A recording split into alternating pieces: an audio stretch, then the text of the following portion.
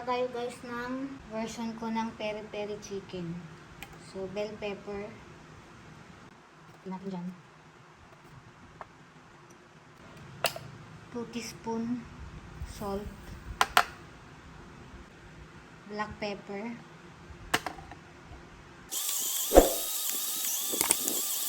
Turmeric powder. 2 teaspoon. Cumin, mga 1/2 teaspoon lang. Garlic powder, 2 teaspoon. Smoked paprika, 2 teaspoon. Cayenne, 2 teaspoon. Oregano flakes, 1/2 teaspoon lang. So, ayan. Chop muna.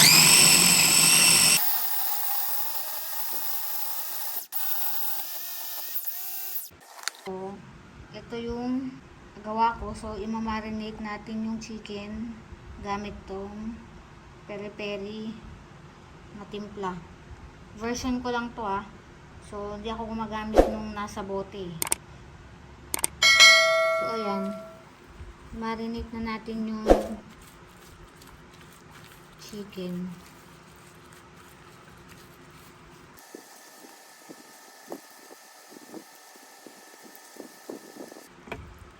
Yan. Kung mapapansin nyo, hindi pantay kasi iniwan ko yung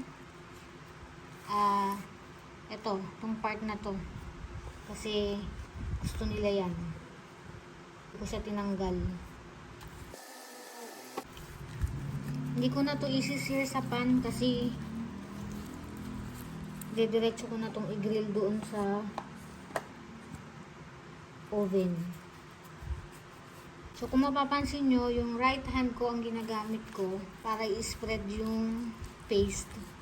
Yung left ko yung ginagamit ko para kumuha. Kasi, para iwas cross-contamination. Ito, syempre, sama na natin. Sayang.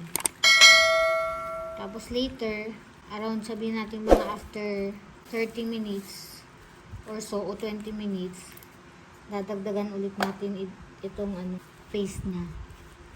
So, lagay na natin sa oven. Preheated siya ng, actually grill lang yung nakalagay na ko. Pero, tansya ko na sa mga 180. Habang inantay natin yung chicken, meron din kasi kaming multigrain na leftover na rice. So, lutuin na rin natin siya. Para hindi sayang kaysa magsayang ulit. Lagay tayo ng oil.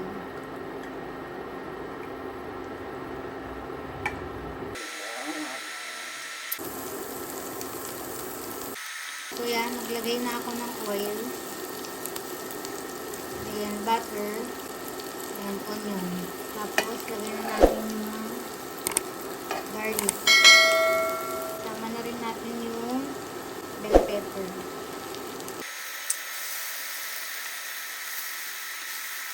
Then, yung bird's eye chili. Decided ko guys, sinanggal ko yung buto na. Parang hard lang.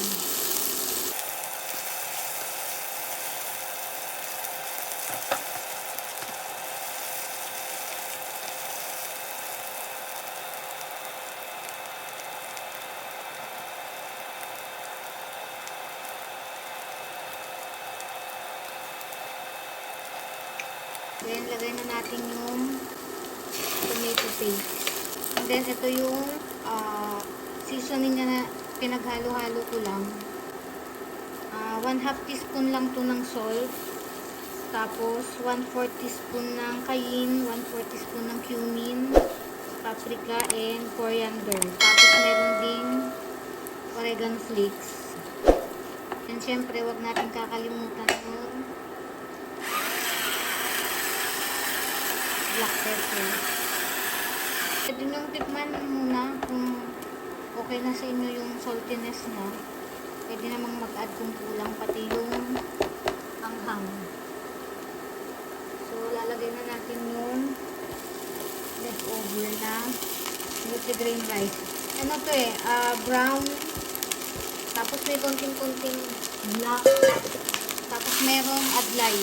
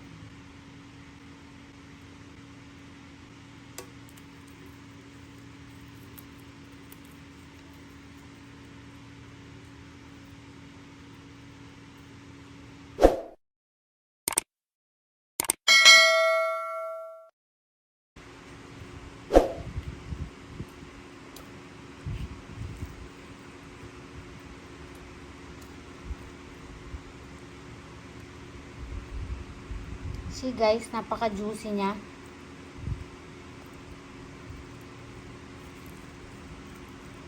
Tapos malambot siya. Hindi siya mahirap kunin. Look. Napaka-juicy pa rin niya. Bago natin tikman, tignan muna natin kung gaano siya ka-juicy.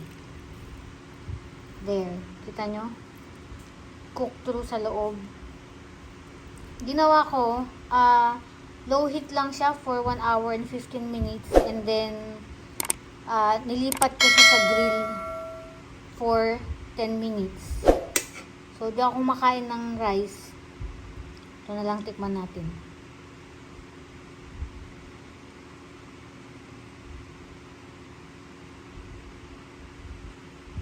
Yan guys, kita nyo kung gaano siya ka-juicy.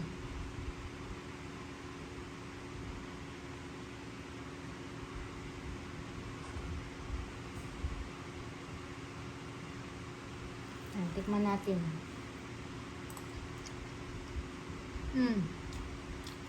Yan ang version ko guys ng peri-peri. So, hindi ako bumibili ng buttered sauce. Ginagawa ko na lang siya. So, hindi ko na may babalik yung tinidor ko kasi nga, saserve pa natin to. Nakalkal ko na actually. Bye guys! Till the next one!